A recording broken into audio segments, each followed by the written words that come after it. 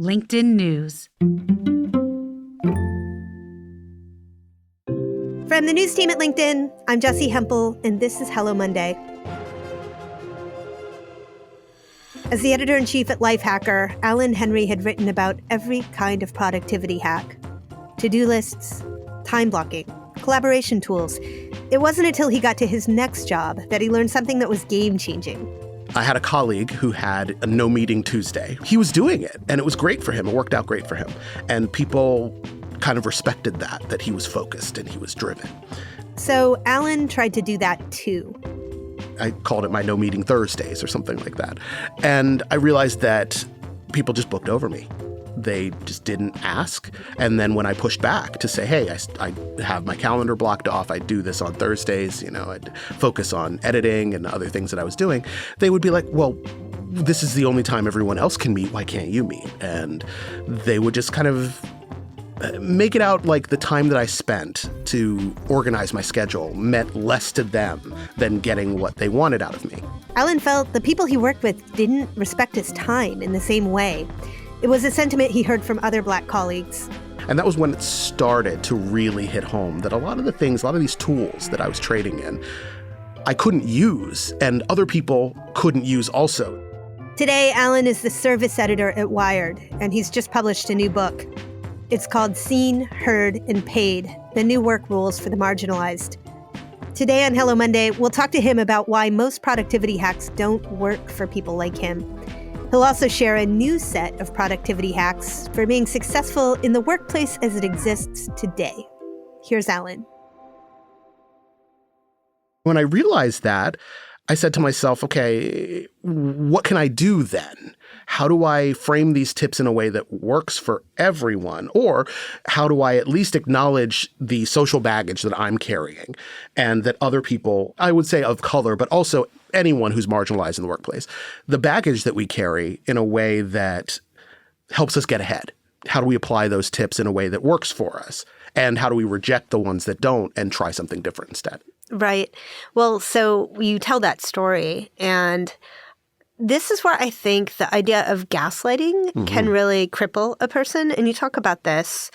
I imagine that the moment that all happened, your brain did not immediately say, I am being targeted here because there are things that are different about me. Yeah. Perhaps, I could be wrong, perhaps your brain said, oh dear, there's a problem with me. That's exactly how it was. The New York Times story was one of the big ones in my mind, but the first time I realized something was really wrong was when Lifehacker was acquired by Univision, and I had to meet our new then CEO. And he had scheduled one-on-one meetings with all of the other site editors-in-chief. He had made a point to introduce himself and get familiar with their brand and everything that they did, except me and except Lifehacker. And part of it I just blamed on, we're mostly a remote team, so maybe that's why. But I was in the New York office. I had just been promoted to editor-in-chief maybe a year prior. And everybody had loved my work and everybody loved my ideas, but I just couldn't get this guy's attention. And it was after a big sales meeting where we had to present our stats and numbers to a whole bunch of Univision salespeople that I kind of stood next to him for a while, just trying to position myself in his field of view to get his attention.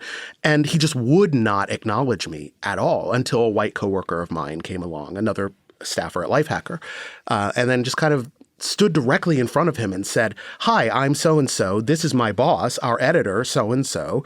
And then he kind of acknowledged that I was even there. Now, looking back on that, I can say, okay, I understand what he had a problem with. Either he had a problem with me or he had his own social baggage where he thought this Black man standing in front of me couldn't possibly be someone that I need to pay attention to right now. But then at that moment, I didn't think any of that. I thought, what am I doing wrong? Maybe I'm not assertive enough. Maybe I don't advocate for my team hard enough. Maybe I'm just not right for this role. Maybe it should be somebody with a bigger mouth than me. One of the things that I appreciate about your book and thinking about the book as a handbook is that systemic racism, systemic sexism, all of the homophobia that we find in our environments, every way in which we judge people who are different, we can mistakenly individualize it, and we should address the individual experience. Yeah. But truthfully, this is a systemic issue.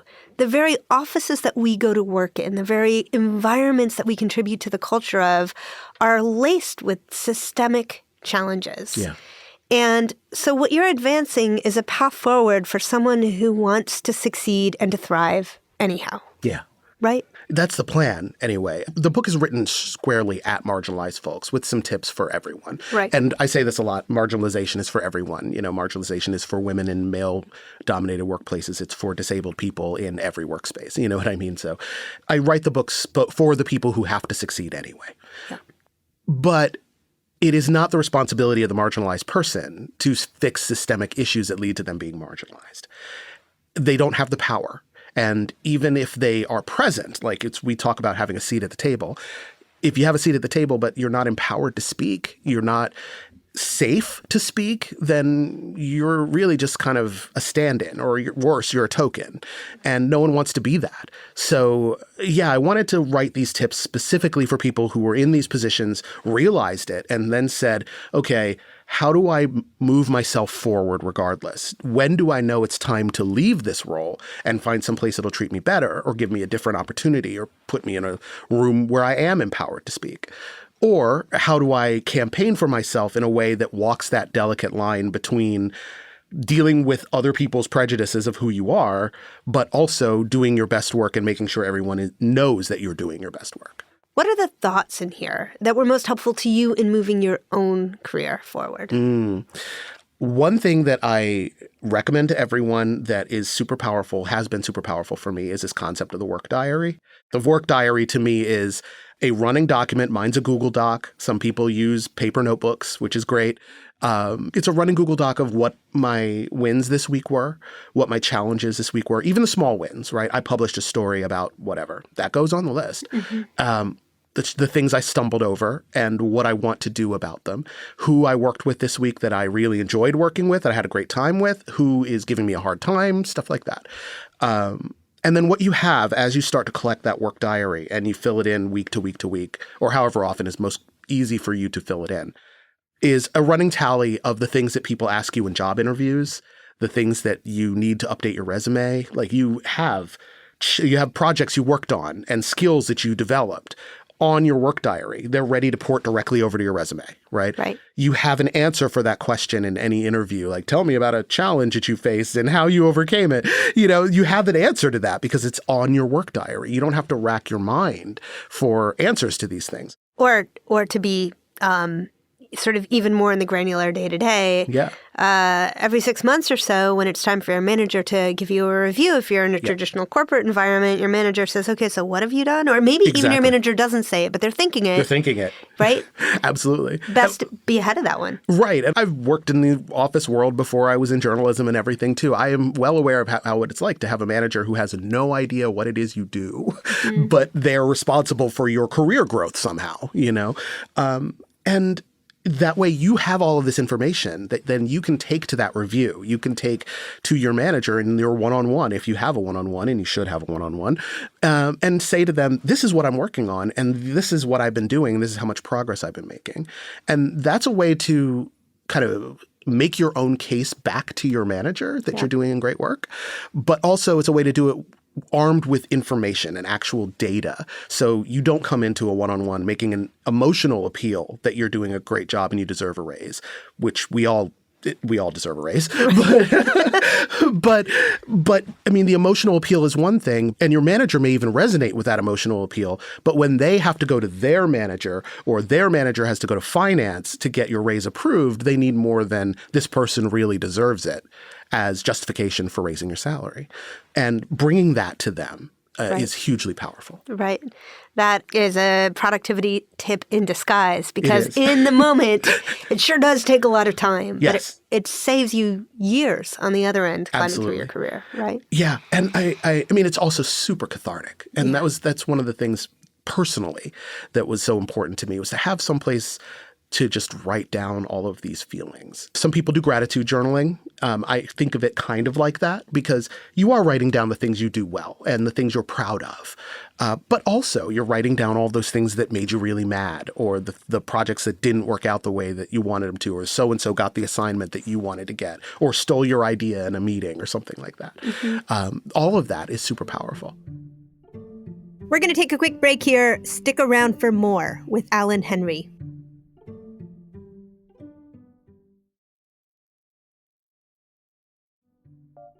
And we're back. In his book, Alan talks about the importance of the ERG, the Employee Resource Group. I asked him about his experience with the New York Times ERG, Black at NYT. Here's Alan. For a long time, I hesitated to join. It's not that I didn't feel like I belonged. It was more that when I got to the Times, ERGs, and I feel like this is true for a lot of companies that have ERGs, they just kind of exist. And no one really tells you how to join, whether you should join, what they do, or anything like that. So even at the Times, I knew it existed, but I didn't know how to get involved. It makes me think we should probably tell our listeners what ERG stands for. Oh, right. Yes, employee resource groups. Right. And generally, I mean, most companies have some form of employee resource group, and a lot of them are focused on identity, like Black at NYT was, for example. But others are focused around interest or industry group, right? So outside of your specific company, there may be an industry group for disabled project managers of America or something like that. I made that up. I don't know if that's real. If it's not real, it should be. But it's places like that where I didn't join at first because I didn't know what I was getting myself into, and I didn't know what that meant to be a part of that group. And eventually I went to a couple of events that the group hosted, and people came to me and said, hey, you should come to our regular meetings. And once I started going, even though I didn't have a lot to share, it just felt good being in a room of people who had that same shared experience overall as I did. Another group outside of the New York Times that I joined was the Journalists of Color Slack. It's a very tight-knit community of journalists of color, and I credit that group with almost saving my life and saving my career because I was ready to leave journalism because I thought that there was no way for me to get away from these experiences. Right. And then joining a group where other people could tell me, no, I've been there, this is what I did, or yeah, I've been there and it sucks. And sometimes just that commiseration is all I needed. Just made me feel less alone. And because that's a point of marginalization. It's meant to push you off to the side and make you feel like you're by yourself in a corner. And by finding a group of people that you can sit with and share these experiences with, it breaks that whole thing down. It makes me think of an experience I had once at a time where I felt like I was getting passed up. And a lot of the reason I was getting passed up is because I wasn't being taken seriously because I was a woman in an environment that was all men. And so I went to a group of peers. I had a peer group that I was in, about 12 people. And half the people were women like me, and half of the people identified as men.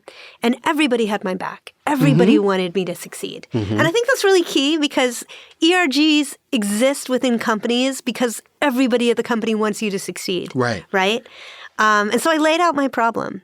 And all of the men had one solution to the problem. And all of the women completely had another solution. The men were like, well, you need to show those men who's boss. You need to go into that room. You need to confront the guy, and you need to raise your voice if you need to. You do it, and you tell him to take you seriously. And my little heart was melting because I was like, you can do that, but you don't understand. I can't do that. Not at all. And all the women were like, no, this is the thing that worked for me, right? Yeah. And it doesn't even matter what their strategy was. It matters that they all coalesced around a thing that they had figured out that worked for them, that helped them get ahead in the workplace as it existed. Right. And I imagine that is what an ERG group can be for you. Hopefully. I mean, I think that that's the best ones. But Right. I mean, and it's one thing. It's wonderful that everybody in that room had your back. It's wonderful. It's also wonderful that the women in that room understood that you didn't have the privilege that the men in that room had. Yeah. And as much as they wanted you to be able to just go in there and lean in and speak truth to power, sometimes you can't do that because the blowback is going to be worse than any potential benefit that you would have gotten out of it. Yeah. So yes, but I think that that's the key to these kinds of groups. They are the spaces where those people will kind of deconstruct that common advice and say, no. If you go in and you're lit up and fired up and tell them what for, you're going to get labeled difficult to work with or not a team player or overly aggressive or any of those negative stereotypes that are all too often labeled or given to women in the workplace by men in the workplace. Right. And those women that you were talking to said, no. if you want to avoid all of that nonsense, here's what I did and here's what worked for me from actual experience, as opposed to like my kind of well-intentioned desire for your success. Right. Well, so what else do you want people to take away from this book? I really want everyone to understand the concept of psychological safety. And I especially want managers and would-be managers to embrace a more empathetic style of management. And that's not to say discount productivity and goals and actual achievable results in favor of an empathetic approach to management. But I do want everyone to kind of foster a sense of psychological safety on their teams where people are comfortable bringing their whole selves to work and they're comfortable and capable of accepting criticism and ideas from people who have different lived experiences than they do. And that sounds great when I say it out loud, right? But in practice on a team, it's very difficult to tell the loudest guy in the room who always has to say something in every meeting, you know, thanks for sharing your input, but I'd really like to hear from X person right now. It's hard to do that. Yeah. And it's hard for a manager even to go to that person later and say, I really appreciate your candor. I really appreciate your enthusiasm, but you're sucking all the air out of the room. And I really would like it if we all worked more collaboratively. That requires some boat rocking on the part of a manager. And that's difficult to campaign for, even though it is incredibly important. Speak to that a second. Like, how do we create an environment? I mean, you said earlier, it is not the job of the marginalized to change a system, to change a culture. In fact, they cannot do that. They don't have the power to do that. Right? We do know that managers, marginalized or otherwise, it is easier for them to participate in the world as it exists than to change it. For sure. But many, whoever they are very well-intentioned and want to see it changed. And furthermore, understand that changing it will deliver more value in the end. 100%. Right? Yeah. What are the constructs to help people do that? So that is the tough part. Always have some kind of regular meeting on the books with your boss. When if you're an employee, make sure that your manager has a one-on-one with you. Ask them for it. It doesn't have to be every week, but it's having some open line of communication is key, right? That's one thing, because then no one's ever surprised. And then that also speaks to psychological safety, because the more you two talk, the more you, especially if you're a marginalized person and your manager is not, then the more you guys talk, the more you are aligned on kind of your team's goals, your personal goals, and how well you're doing, and what those other emotional factors are that may be holding you back from real success in the workplace. So, and that's what I mean when I talk about empathetic management is how are you doing? Not just how are the tasks I assigned you coming along, but how are you doing? Again, that's not the same as saying there was a tragic shooting, you should take a couple days off. I mean, that person may not even want that time off. Maybe they want to put their nose into work to kind of deal with it themselves. But even asking says, I see you, and I see you for who you are, and I see you as more than a cog in this machine. That means a lot. And I think that even saying that, especially to marginalized workers who often are socialized to believe that they are cogs in a machine and that they have to work twice as hard in order to find the same success as their non-marginalized coworkers, that is so powerful for them that it's almost an instantaneous shot in the arm of that kind of psychological safety I'm talking about. So I think that it's important for everyone to just have that opportunity to chat more often. It's really important for managers to make sure that those lines of communication are open and active, right? Managers like to do like, I have an open door policy. That's great, but that puts the responsibility of talking to you on your employee. No, get out there and go talk to them. I think that's great advice for managers. Yeah. One piece of advice that I often have for employees, I'm curious what you think about it, is to take control of that meeting that you have with your manager by coming in with a bullet list of the things to talk about and always have on the bullet list my personal growth. Now, you never have to have a thing to say about it. You just have to remind your manager once a week. You can get to it, as I often do, and say, okay, personal growth. Oh, I'm good for that one. We can talk about that next week. But it keeps it in your manager's mind as, oh, we are collectively thinking about that. 100%. And I spoke to Kathy and Kathy, K squared. Catherine Crowley and Kathy Esther, for the book. And I'm so sorry if I mixed up their last names because they're Kathy and Catherine. But anyway, they're wonderful. They're consultants. We'll fact check it. Yeah, thank you. They're wonderful. They've written a number of books about this exactly, the concept of managing up, right? Where I'm an employee, I feel like I am at the whim of my manager at all times, when in reality, no, you can steer some of this by pushing your ideas back up to your manager. You have that one-on-one, like you said, put personal growth on there because every time you meet, it's going to come up. And even if you don't have anything to say, at least it came up, right? Right. But I mean, this was also, their suggestion was, this is how you get more passion work, more glamour work, by meeting with your manager and saying things like, hey, I have this really cool idea, and this is how it fits into our team's priorities. And now you've made the case to your boss that you doing this thing you love is great for everyone. And you're more likely to get that glamour assignment that's going to move your career forward. Right. So another thing that I appreciated is that you talk very openly about the need for support in mental health. Yes, for sure. That must have been a decision on your part. Talk about that decision. When I was at Lifehacker and when I was at the New York Times, I was not in therapy. I am in therapy now. and I even host a little show on Wired's Twitch channel called Game Therapy, which is, I mean, really just me playing video games and answering life questions and things like that. But I have this running joke on the show where there's a little chibi, little adorable version of me, an animated version of me with a rainbow over his head that says therapy, because I just want everyone to go to therapy. You don't have to struggle with these issues of self-doubt, of imposter syndrome, of feeling alone and isolated in the workplace for whatever reason that may be, whether it is your race, your gender, your ability level, your sexuality, whatever it is. You don't have to face these things by yourself.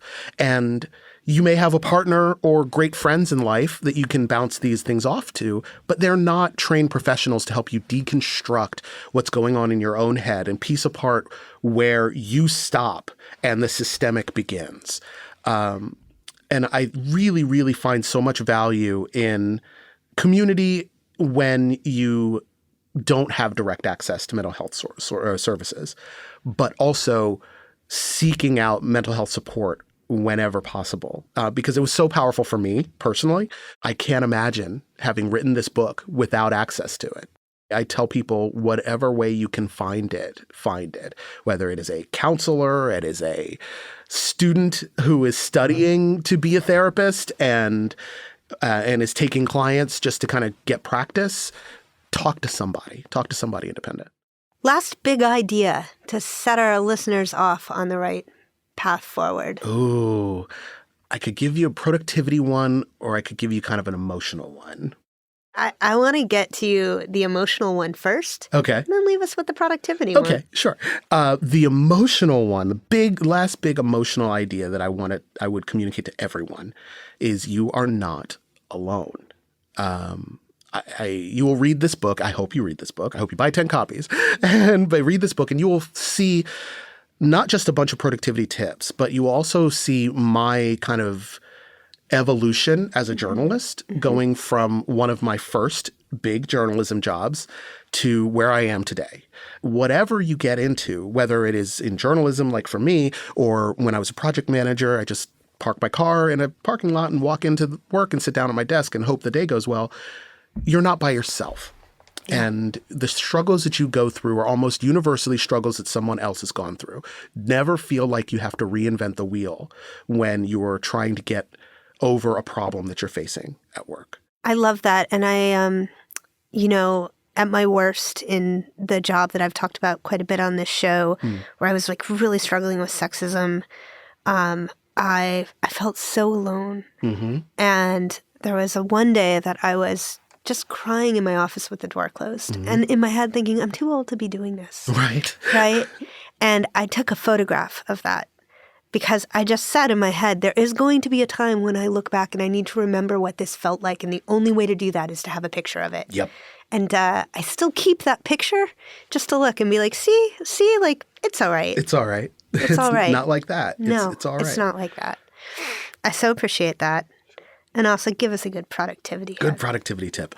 I talked about the work diary. That was my big one. But the time to do the work diary is my favorite thing of the week, my favorite part of the week, every Friday. For me, it's every Friday at 6 p.m. The weekly review. The weekly review. Okay, why 6 p.m.? Well, just because it's the end of the day and I know nobody's probably going to bother me while I'm doing my weekly review.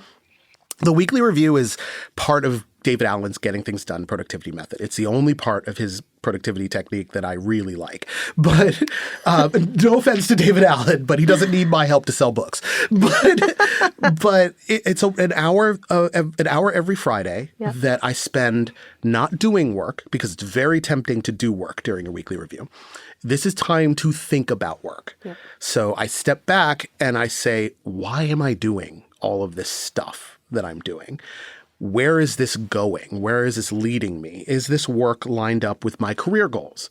Is it lined up with my personal goals?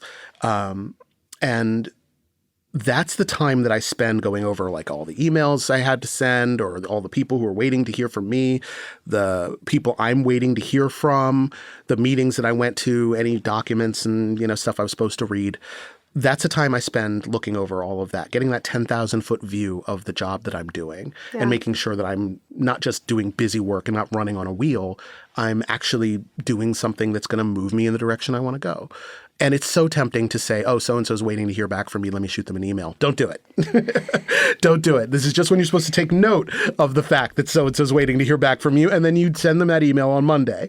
Right. But it's just important to take that stock to say, this is what I do, and this is why I do it, and this is why it works. Because my other little catchphrase that I tell everyone is productivity isn't about getting more stuff done so you can just do more work. It's about getting the important stuff done so you can focus on what really matters to you. So those things that really matter, that can be time with your family, that can be adopting or fostering a pet, that can be a passion project, that could be your side hustle. I hate that phrase, but it could be the great American novel that you want to write, those things. So that's the productivity side too. Alan, I love that. Thank you so much for being on the show. Thank you for having me. That was Alan Henry. His book, Seen, Heard, and Paid is out now. I highly recommend it. This week on Office Hours, we're going to share our favorite productivity hacks. Come tell us what you've figured out. What's working? Join our Hello Monday team this Wednesday afternoon. You can find us live at 3 p.m. Eastern on the LinkedIn news page, or email us for a link at hellomonday@linkedin.com. And also, it's been a while since I reminded you, but if you're listening to the show and you liked it, please rate us and leave us a review on any app you listen to us on. It really helps people find the show. Hello Monday is a production of LinkedIn. Our producer is Sarah Storm. Joe DeGiorgi mixed our show. Florencia Iriando is head of original audio and video. Dave Pond is head of news production. Michaela Greer and Victoria Taylor have our backs in every situation. Our music was composed just for us by the mysterious Breakmaster Cylinder. Dan Roth is the editor-in-chief of LinkedIn. I'm Jessi Hempel. See you next Monday, and thanks for listening. We're just going to check your levels, so get excited about your breakfast. Yay! I didn't have breakfast again today. Oh, again today? Again today, but I had a caffeinated Crystal Light before I came here. Go. Because I cleaned the coffee pot yesterday, so I need to run it through with hot water before I brew more coffee. Look at that. Does that mean you haven't had coffee today? No, I have not. Whoa. Yeah, the caffeinated Crystal Light packs a punch, though.